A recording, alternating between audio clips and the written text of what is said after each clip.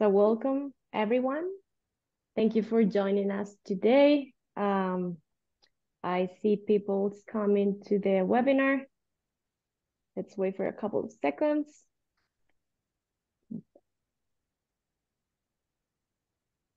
But yeah, I want to welcome all to this fifth session of the UNESCO's Business Council webinar series. My name is Natalia Gonzalez Alarcón, and I'll be moderating this conversation today. So for you to have a bit of context, if this is your first webinar, the UNESCO Business Council for Ethics and AI, it is a collaborative initiative between UNESCO and companies operating in Latin America and also around the world that are involved in the development and the use of AI in different sectors.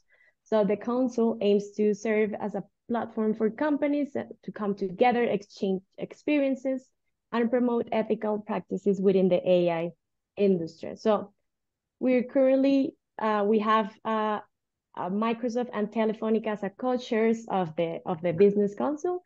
And I mean, we have them in the conversation today. So we will have an amazing session, and we will also have Salesforce as part of the conversation.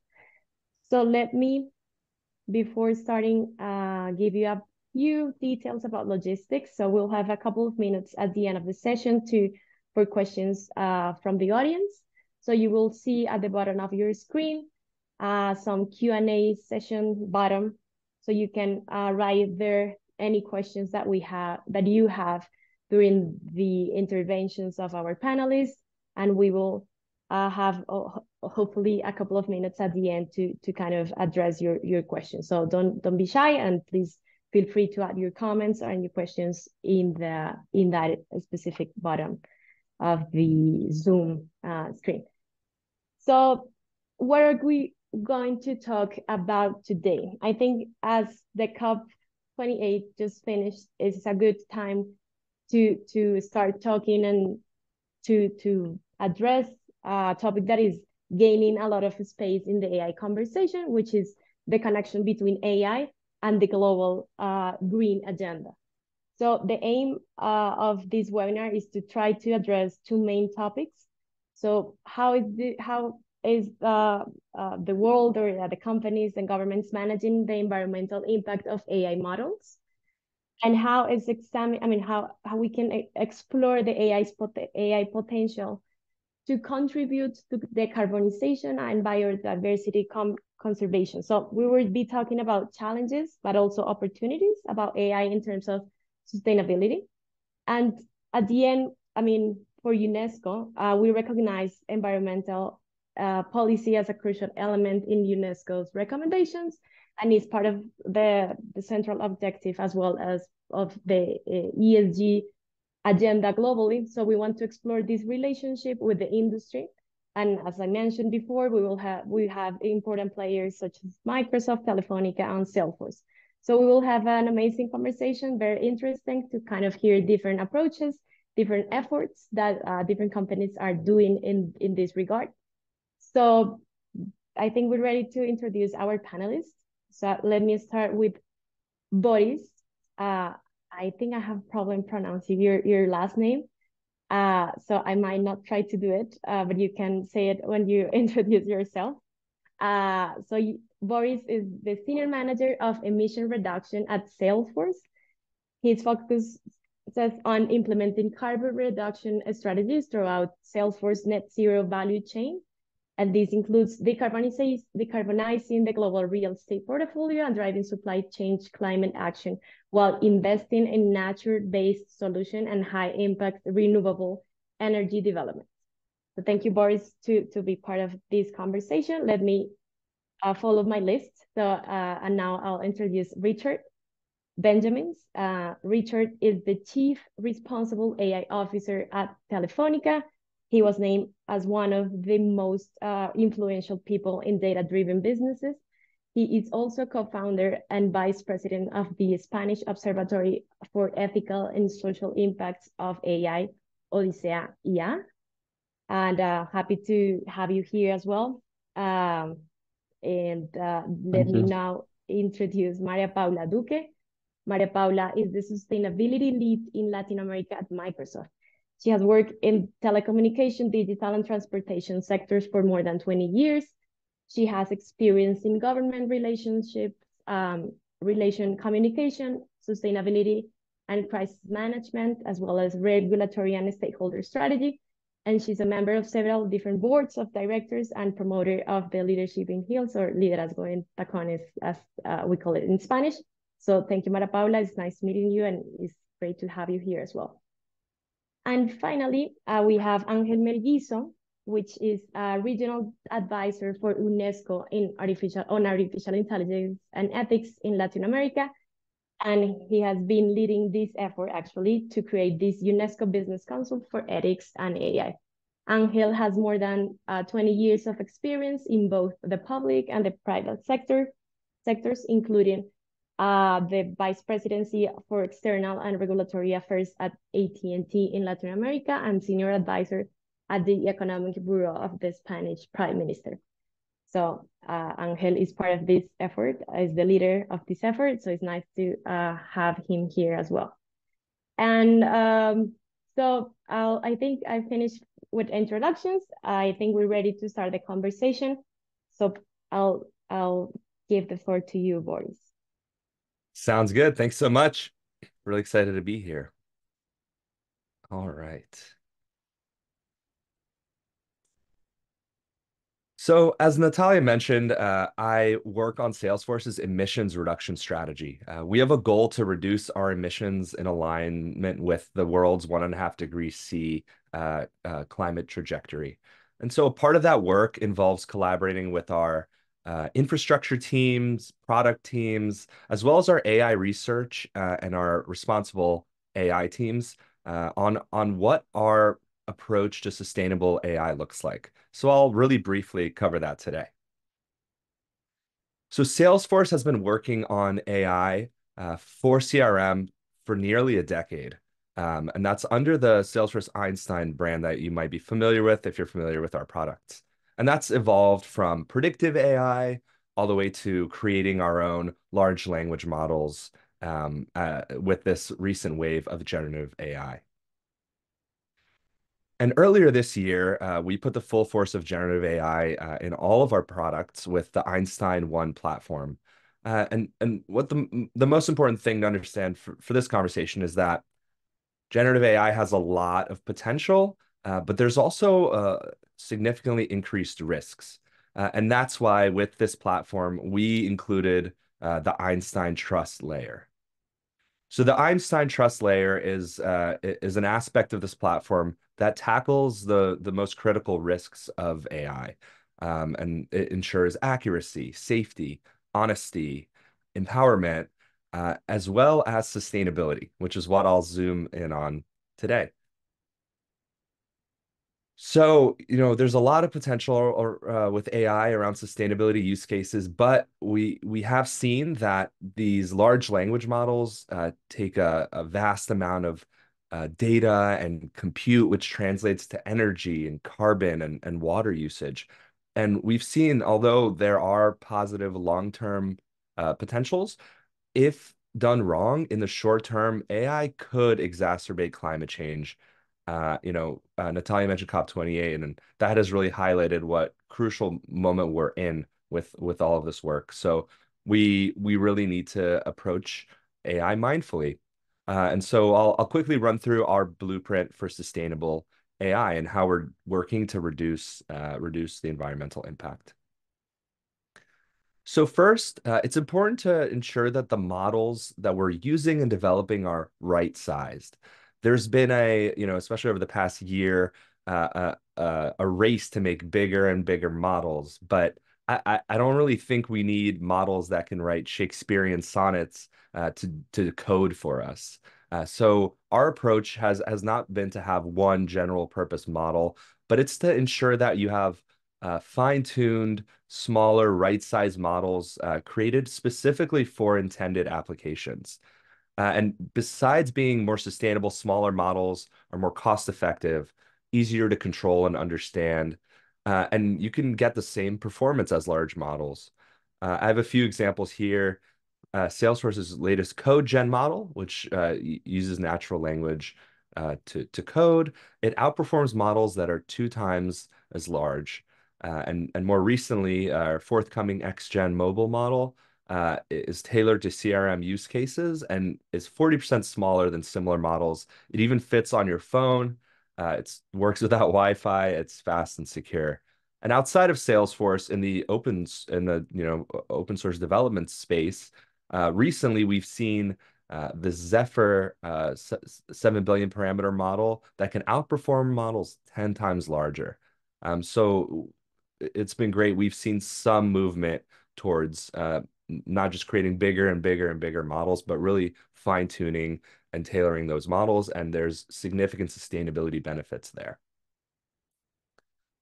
So after you've optimized the model and made sure that it's not uh, too inefficient, it's also critical to consider the type of hardware that you're using to train as well as deploy your model. And so here's a list of AI hardware. So AI uses specialized hardware. Here's a list of the leading options for the past 6 or so years. And what we're seeing here is significantly increased efficiency year on year, where comparing 2023 to 2017, we're seeing a 38 x improvement in efficiency. So it's important as you're thinking of deploying and training these models to really be aware of what's out there, because you can see significant performance benefits. After choosing the right hardware, it's also important to consider where you're training and deploying AI. Data centers are powered by electricity, and the carbon emissions of electricity are very different from place to place. What you're seeing here is a map of the carbon intensity of the local electric grid. The dark areas have a lot more fossil fuel. The green areas have a lot more clean energy. And so choosing data centers with cleaner energy can significantly reduce your carbon footprint. And at Salesforce, we've seen that by us choosing these lower carbon regions, we've reduced carbon for the same workloads by nearly 69% compared to the global average. And then finally, competition has really heated up in this space, and we're seeing more and more players that are not, unfortunately, releasing data. The EU AI Act was recently agreed upon. We still haven't seen the final text, but we do know that they will require the largest models to disclose environmental data, which is great because sustainability is not something that you can just do on your own in a silo. We really need to collaborate. We need to innovate together. And so that's why we're committed to releasing the data around the environmental impacts of our models. And here you can see the various models we've developed, the different variants. And just to put into context, us adopting the variety of strategies that I mentioned before, all of these models emissions combined, so you have 15 variants here. In aggregate, those emissions are 11 times less than the emissions it took to train GPT-3. So you can see how the variety of strategies here has really resulted in lower carbon AI.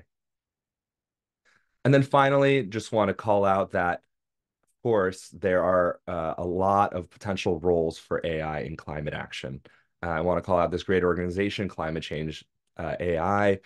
They've really outlined, AI's role from optimizing complex systems to accelerating scientific discovery.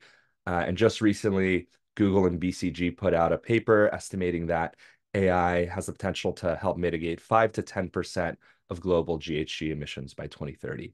So if we can really get the issue in check in the short term, there is long-term potential, but we should not assume that this will happen without our intervention and our collaboration. Thank you. Thank you very much, Boris. Interesting to learn how Salesforce is approaching to this discussion. Now I'll give the floor to Richard.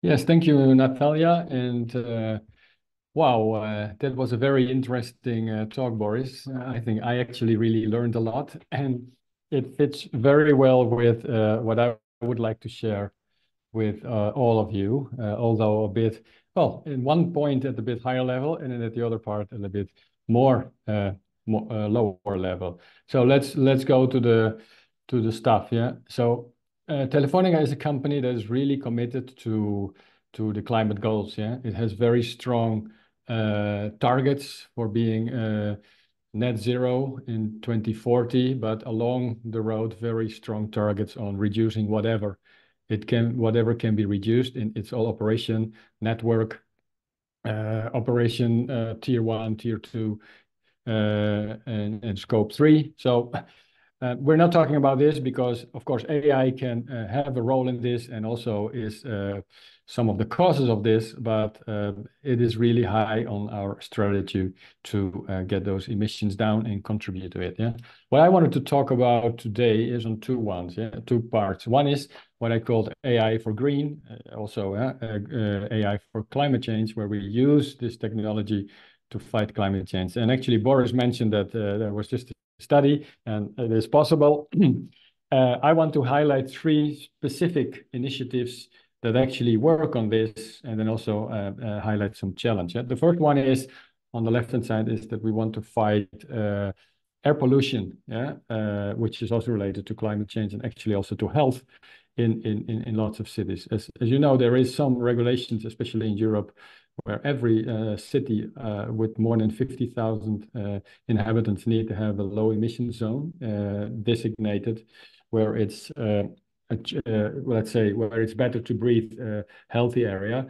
What we did in a project with two cities, we made a system that combines a lot of open data, let's say about traffic, about what kind of buildings and functions do the buildings have in the city, vegetation information, air quality from fixed stations, and we combine that with privately held data, especially that we have in our network, which is mobility data of how traffic moves around in the city, where it comes from, where it goes to, and also we had sensors on electric cars which we drove around the city, and every 10 seconds they made measurements of the quality of air. Yeah? And what we are able to do is to build a kind of map, with you see here the colors green, orange, and red, where the colors indicate the quality of the air. Yeah? And then we saw that this allows making overlays. So what you see here actually is the gray blocks are schools. Yeah? And of course, you can monitor this at the level of the city and also at an hourly level. And you don't want, of course, when the school has, let's say, the recreation pause for children to play, that at that point of time you have a very high level of pollution very close by. So this allows for micro-targeting and actions of local governments to optimize air quality in conjunction of other things. Yeah? This was used in one city to develop, in another city to test the low emission zones that they were planning to do and what the impact was. You can also select here the people that are involved, so how many inhabitants are affected by this particular street. And we also drill down in terms of age, gender, whether these are national people or coming from abroad, to see if there was any kind of implicit discrimination in this work.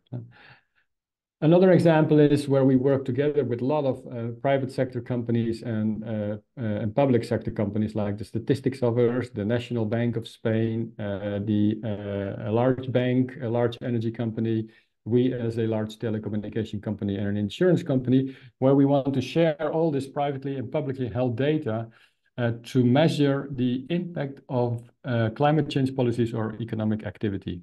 There's always a trade-off between taking climate actions policies, and they usually have a negative impact on the economy. Yeah? And of course, you want to balance that to a certain extent. We saw that at the COP28, that is still the issue. How do you balance current business with future and actually current climate change? And what this initiative is a commitment to cross that data such that if a government takes an action on climate change, within a week or so, they already can see the effect of the measure in the economic activity. Because economic activity is reflected in what the bank transactions are, what energy consumption is, how populations move around the city. So very powerful. We already started the initiatives in 25, in COP25, but it's very, and I will come to that later, it's very difficult to have proper investment in that. Yeah. The last initiative that we worked on with the GSMA, it's the global initiative of mobile phone companies, how mobility data that floats into a telco network actually can be aggregated to, let's say, to estimate future emissions for large infrastructure work, like building a bridge, building a highway, a new metro station that has an impact on mobility. This data allows to model that and also to calculate the emissions that are coming out of the different situations and scenarios, which is something that is obligatory in the future.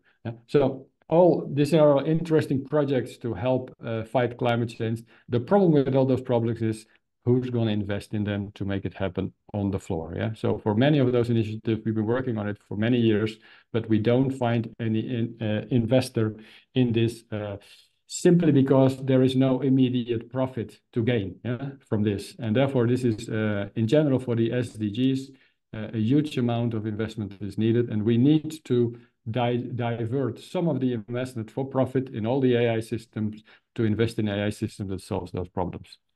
That's AI for green. And the other one is, of course, green AI, where I think where Boris already told so many things, I can little add. The only thing I want to add that this for us is very important. We have more than 500 AI systems working across our group. Of course, these are not large language models, so a much smaller footprint, but simple, let's say, deep learning or machine learning systems. But what we are building, and we're almost finished with that, to have a kind of code carbon calculator that we put in all our AI systems that uses publicly available data about emissions. Yeah? So it checks out what for hardware you have, what software you have, checks out what kind of CPU, checks out where the data center it is run. And as Boris said, yeah, data centers have different carbon footprints. So all with this, it gives you an overview of, for every piece of code that you build in AI, what is the emissions, and it also can give you suggestions of how to lower those emissions by shifting, for instance, from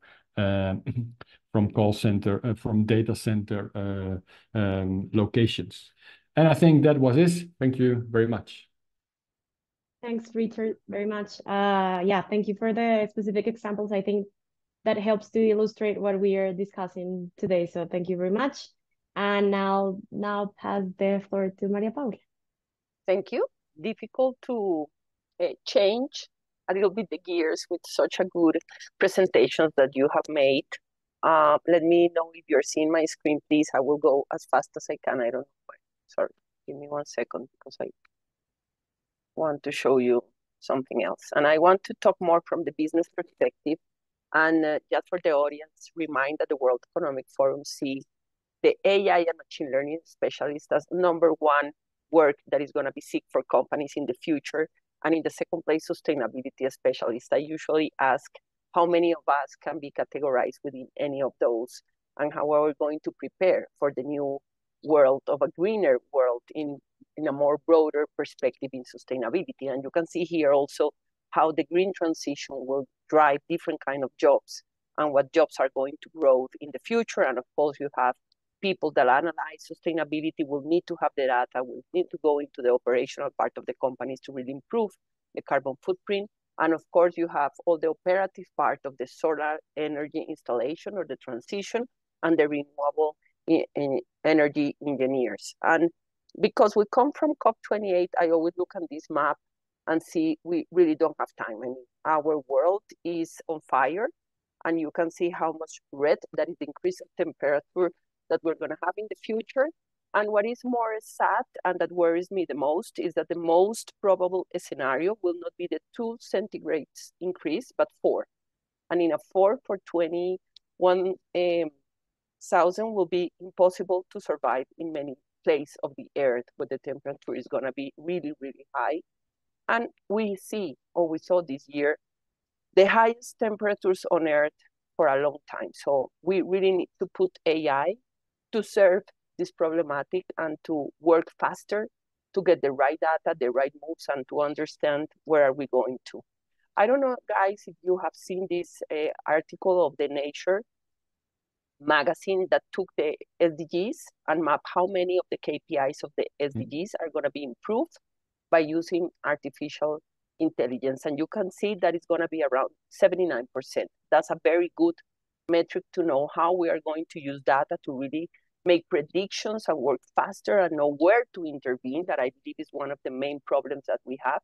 Companies are full of data that they don't know how to use, that they have in different silos, and they don't know exactly what is the best part to intervene to reduce their carbon emission if they don't have their data organized or ready to take that decisions. I don't know where I read this sentence, but we all are living a lot of fear about losing our job because of artificial intelligence. But I believe this reflects what we should be thinking about. It's not artificial intelligence that will replace us. It's people that really knows how to use artificial intelligence. And I believe any and all of us, we need to prepare to really use the power of artificial intelligence to solve the business problematic that we have and to put it to serve to go to a better world. We just released about 3 weeks ago a playbook for using artificial intelligence in sustainability to address the issue of net zero and energy transition. And of course, you can see here some pillars of what we have here. Of course, investing in artificial intelligence will accelerate sustainability solutions. And I will go to show you this pretty rapid, but you can see today we have a slow progress because we see sustainability challenges as too complex. Building sustainability solutions may look slow and costly to develop, and the workforce apparently is constrained because of capacity gaps. So what we propose in this playbook is, first of all, and I'm going to give you a couple of examples of what we are trying to do in the region, AI is a very good technology to help you measure, predict, and optimize complex systems. And when you go to the green AI, I'm convinced that AI will help you to use in shorter times the resources that you need to spend a lot of time using before to get the right data of their organizations. It also can accelerate the development of solutions, the coding of solutions.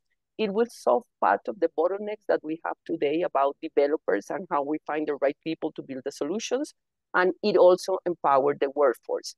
So let me give you a couple of examples. Those are different startups using AI to solve global issues. Quilimo is an Argentinian startup. They have AI for predicting water consumption in agriculture.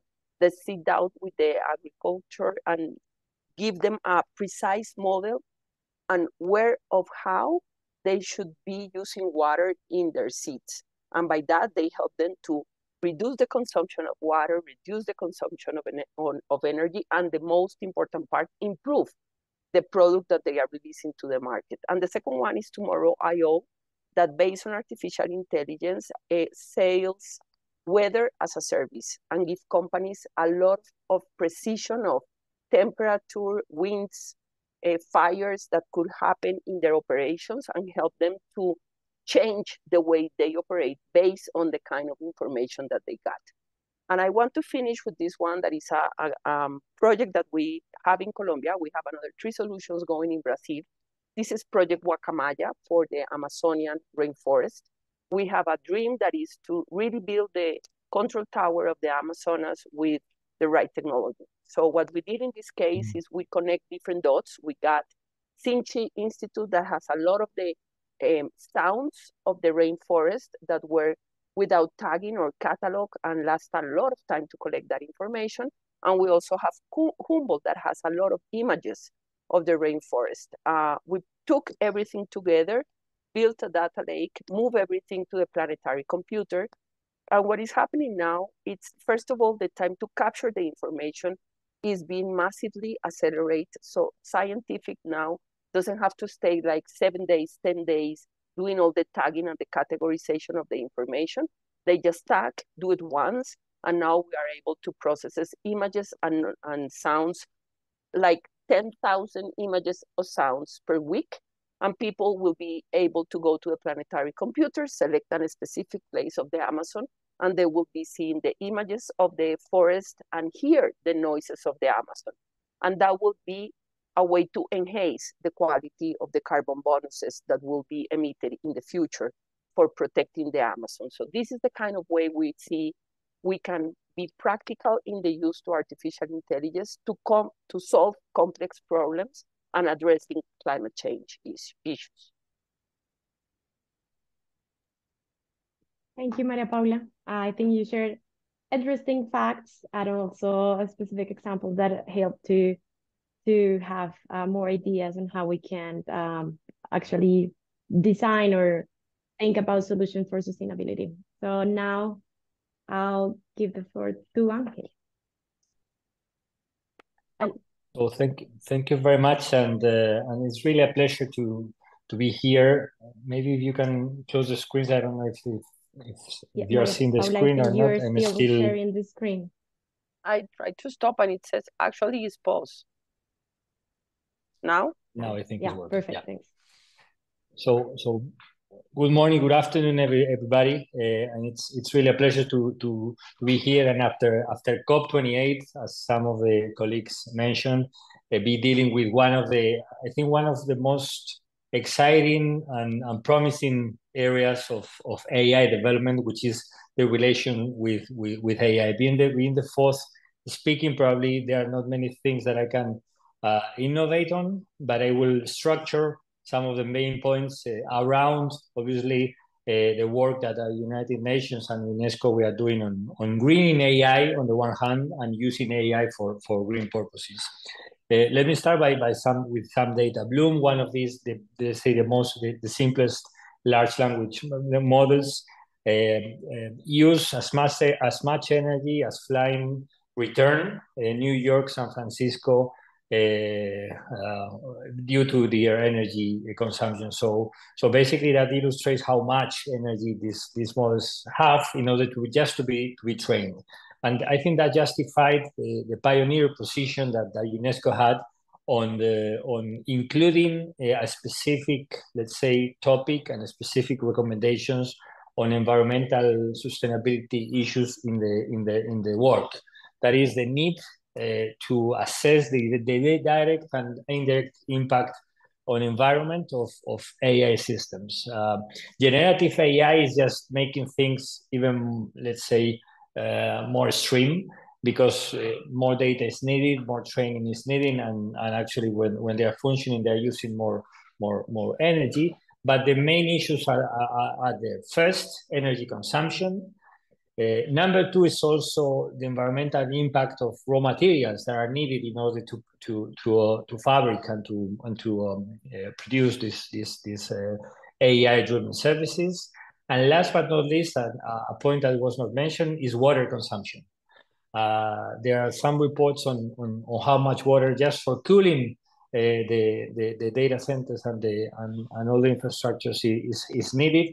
But I would reinforce Boris' point, which is not only that we need to monitor and to measure the water consumption, but we need more transparency, because some companies, by the way, Microsoft is reporting it, Salesforce is reporting it, but some others are not even reporting how much water they are using. So it's also a matter of what is not measured is not solved, and transparency is so important. Also, I would stress that the UNESCO recommendation that UN position here takes a step back. Again, also mentioned, I think, by Richard and also by Boris, in which many times you don't see AI or the latest AI models to solve some of the issues. So to begin with, do a cost-benefit analysis to analyze whether the technical solution you need is AI or not. And number two, once you have decided that you don't need an AI, maybe the bigger is not nicer. No, as they say, small is beautiful. Sometimes smart is even more. So making the smartest decision in the size and the ambitions of your AI solution is also important, and this was stressed by UNESCO. I'm using in my background a photo I took on a trip from Miami to Central America. just to illustrate again this airplanes metaphor. I mean, we are using, and some of these models are using as much energy as flying a lot of people around the planet. We are totally conscious of the footprint of flying. We are not so totally conscious of the energy consumption on AI. So it's important, as in planes, we use AI when it's needed. We fly business where it's needed, and not if it is not. So it's really making sure that to be totally conscious of the footprint, because if we get that right, the potential that AI has for green is enormous. We have been listening 2 or 3 or 4 very nice examples of this AI. I would block them in 3 categories: AI greening itself, AI greening our lives, and finally AI keeping green what should be green. No? AI greening itself, because we have been seeing AI applications to make sure that some data centers, for instance, are more efficient. We know that the data centers sometimes have servers that are not used. These are the so-called zombie servers. So whenever you can use AI to identify which ones are not used and solve that issue, or when you predict some failures in your data centers, that could make AI, let's say, greener. Also, AI is one of the tools that some are using also to detect and to find critical minerals. We know that 90% of explorations in mining end up not finding anything at all. So the margin of improvement is a lot when you empower, let's say, these explorations with AI, and this could make AI greener per se to start with, making even more probable that we use AI to solve the problems. Number 2, the second block is AI making our lives greener. Richard mentioned some of the examples in cities and transportation. Actually, some big techs are collaborating with airplane companies to reduce the contrails. That is these white lines that the planes produce when they fly, and that's why I picked this airplane photo behind me. So these white lines actually tend to be persistent, and being so contribute to global warming. AI can help to design better routes in order for planes to choose the routes in which they produce less contrails, obviously contributed to less global warming. So AI can make greener our lives, even if we have to fly. And finally, AI keeping green what's green. I thought I had this unique point. Maria Paula just mentioned at the last part of her very nice presentation. But obviously, AI and biodiversity is one of the key areas. We are innovating. We in Latin America have one of the biggest concentrations of biodiversity in the world, and we know biodiversity is good in itself, but also is good as a tool to preserve and to fight against natural disasters. So whatever we can do using AI to preserve the biodiversity is absolutely crucial. Also, AI for climate modeling and to anticipate some of the natural disasters and some of the extreme climate events is super powerful. And coming from COP, where you always learn new terms. So when I thought it was all about phasing out fossil fuels, phasing down fossil fuels, finally it was transition away from fossil fuels. But if that was complicated to agree upon, where the consensus was that we needed a lot of technology to reduce emissions.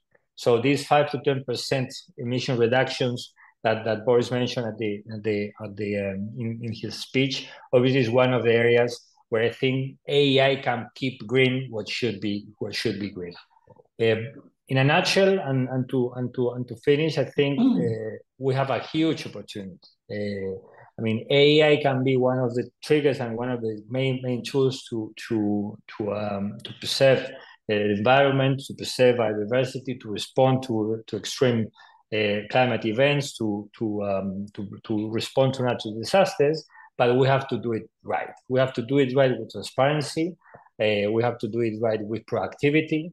we have to establish, as some of the companies that have intervened in these days, proactive strategies to measure, to respond, to adapt, and to show. And this is I think is a way forward, and it's a way in which we might be optimistic. But again, nothing is given, and we have to make efforts.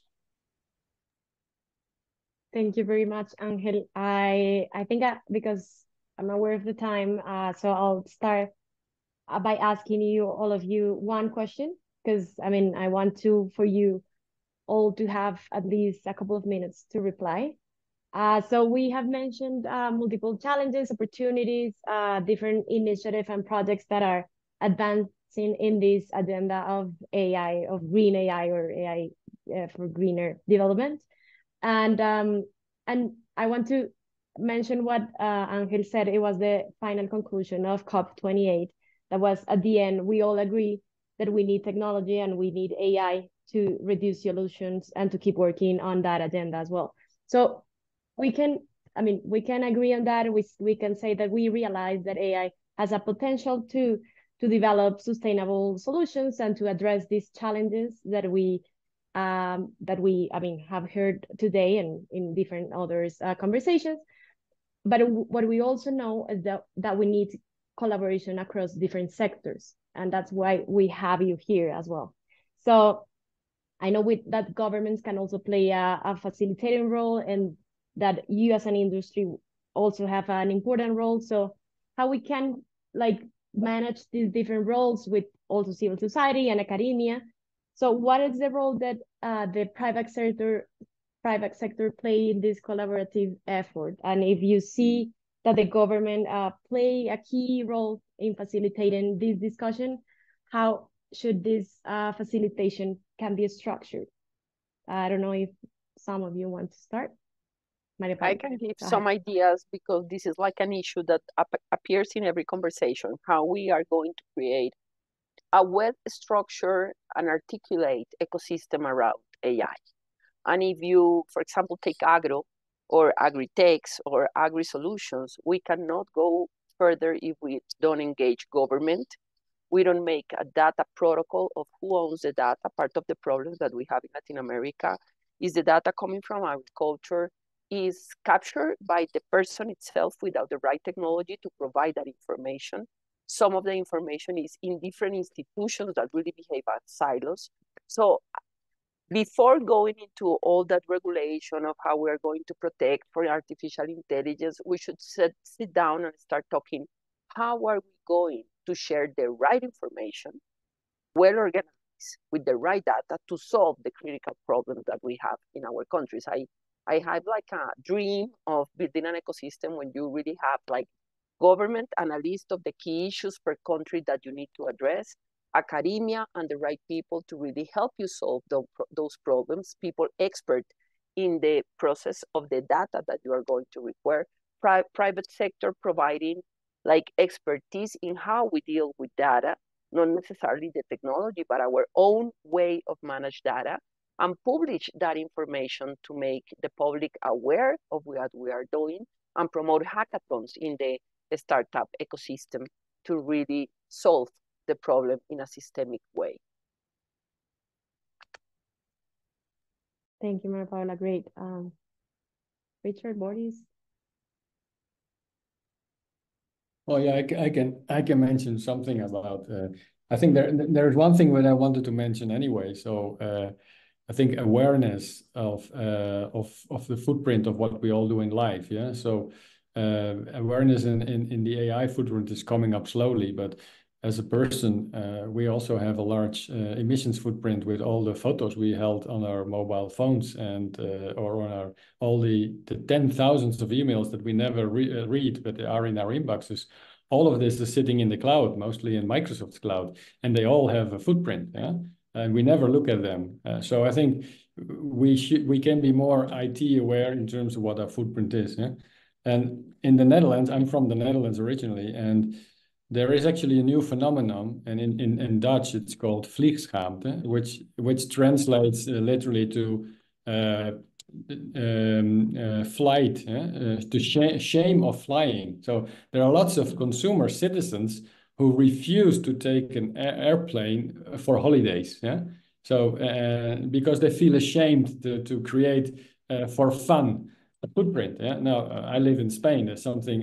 It's not even there. Yeah. But I know many people who printed this in their brains, and they refuse to visit me here by plane. Yeah. So they take an electric car if they can, and then they come. So there's a whole way of awareness that needs to come to AI much more. Companies need to do that, and so we in Telefonica we have our AI ethical principles, which are 5, which are basically focused on human rights. But we're now adding a principle on a green AI, where we want to the software that I presented. We want to make that kind of compulsory in all the development of AI that we do, and even beyond. Beyond AI, because any IT development has a footprint to some extent. So being aware of that, have our programmers and our vendors, that we let them say that, okay, if you develop something and you have different options, so take the options with less emissions. Yeah? So that's a whole process that is currently going on, and hopefully we are on time. But still, I also repeat what I said in the beginning. This needs enormous amount of investments. Yeah? Currently, most investments come from the private sector in AI for profit reasons, not for climate reasons. So there is a big gap, and we have to shift directions in order to make it happen.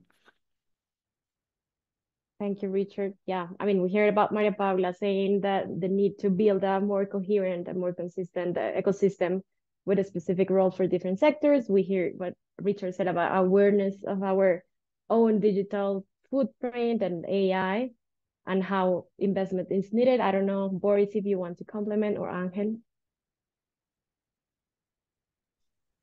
Yeah, I can complement, and actually this UNESCO Business Council was born under the conviction that private companies can co-lead some of the governance of AI, not necessarily regulating AI as Maria Paula said, but we need some governance, let's say guardrails, because because AI obviously is impacting our lives, our work, and also the environment. And here I would be a bit more optimistic than Richard was, because yeah, I mean, maybe not so much money, not so much investment is flowing to these efforts, but we really, and actually we co-drafted an op-ed in media where we say that sooner or later this, let's say, ethical and sustainable and responsible AI is going to be a crucial part in ESG and the corporate governance of companies. For one reason, and for some companies, because they trust that, because they believe that genuinely, and they think that they have to go well and beyond just some financial returns, both in the short term and in the long term. But even if you have a Milton Friedman view of businesses in which they just have to focus on the stakeholders, I mean, clients are going to start valuing more which companies use and develop a more responsible AI than others. We saw it in the OpenAI thing a couple of weeks ago. I mean, workers really decided where to work based on a belief. So clients and job recruiting is going to be important. So even if you are a Friedman's company, you should care about clients and workers. Funding as well. Sooner or later, I'm pretty sure the BlackRocks of the world are going to include ethical, responsible AI in their portfolio. And if these trillion funds start to allocate some of these funds, I'm pretty sure the savings and funds will flow. And last but not least, even we like it or not, regulation is coming. Regulation is coming in Europe. Regulation will be coming in some of the other areas. So being a company which has been leading these efforts and maybe some step forward might get them even more prepared to the regulatory fight. Even again with this Friedman mindset, just to focus on profits. So I think that these are, let's say, areas where we can be more optimistic. These are areas where companies are going to be co-leading, and I'm pretty sure funds will be flowing. And let me just add to close. I didn't know that my choice of the flight photo was going to be so appropriate, even for Richard. So personal commitment, I will keep on flying economy when I can, or better the train now that I'm based in Europe. Second commitment, think twice whether to use ChatGPT and other large language models to do our work. Sometimes we can use more efficient ways or even open some books. And the commitment number 3, I mean, keep on working on this AI for green agenda, because I think what we have been seeing is just snapshots of a huge green revolution based on tech, and I'm hyper optimistic on that front. Thank you, Angel. And let's use all the last minutes that we have to kind of follow Angel leads on sharing some quick tweet on a personal commitment towards a greener AI. I don't know if any of you wants to start just to close the session. Yeah, definitely. I can chime in. I mean, trusted AI is at the core of what we're doing at Salesforce, and sustainability is one of our key principles there. And as everyone mentioned, this is going to happen with leading companies, but also in partnership with the world's governments and other organizations out there. You see a strong open source movement where these technologies are being developed not just behind closed doors, but a lot of the innovation is happening in collaboration with each other, and transparency is really key for that. So yeah, I recommend everyone kind of get acquainted with the whole value chain of impact here, and just lead with transparency. And I think we can definitely solve this problem together.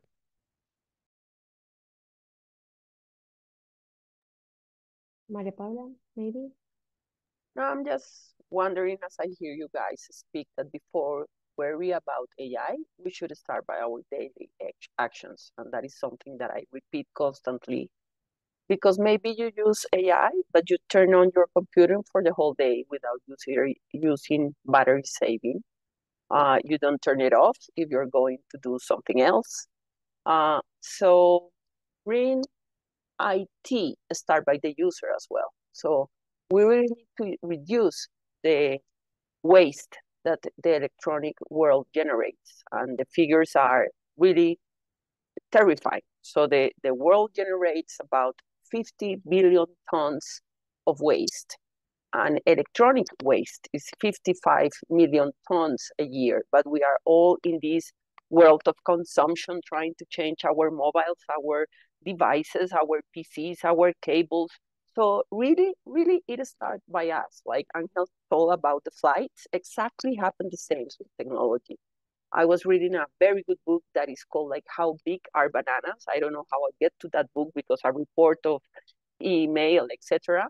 But for example, replying emails like saying, thank you for your information, for your approval, a happy face. Those emails generate 0.05 grams of carbon or CO2 into the atmosphere. Not deleting our inbox, not deleting our trash creates and consumes energy somewhere in a data center. So really, I think we should go more pragmatically, more personally, and get some commitments in how we use technology in a greener way in our daily life. Thank you very much, Maria Paula. And I think I will join to that commitment as well, because I think all of us have something to think about. A lot of emails and photos and everything you mentioned as well, to kind of reconsider doing it. And well, I think we don't have more time, but I think I want to thank you all for the panelists to join us and to share whatever you're doing in your companies. We learned a ton. I think I can say it for everyone and for the audience, and thank you for the audience to be connected during this time of the year. And I think most of you are ready for holidays, but yeah, thank you all. And we will be sharing some summaries, some highlights for this discussion next year. And also we will be hopefully meet in the coming events next year in the UNESCO World Forum on AI in Slovenia at the beginning of February, and also in Barcelona for the Mobile Week as well. So thank you very much, and I hope you have a good rest of your day. Thank you so much. Take care. Thank you very much. Bye-bye. Nice day for everyone. Bye-bye. Bye.